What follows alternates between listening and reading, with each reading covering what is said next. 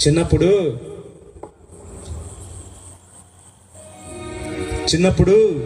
దొంగతనాలు చేసుకుంటూ తిరిగినప్పుడు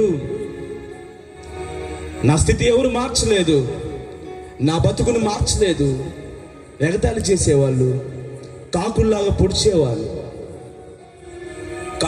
పొడిచేవాళ్ళు. వీడి దొంగ, జాగ్రత్త, వీడు మన ఇంటికి వస్తే దోచుకుంటాడు. అట్లాంటి స్థితిలో ఉన్న నన్ను ప్రభువారు పట్టుకున్నాడు.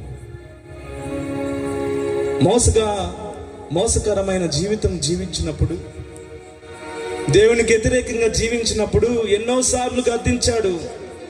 చనిపోవాలి, ఈ బతుకెందుకు నాకు, ఈ జీవితం వేస్ట్, వ్యర్థమని ఎన్నోసార్లు అనుకున్నాను. కష్టపడి పనిచేసి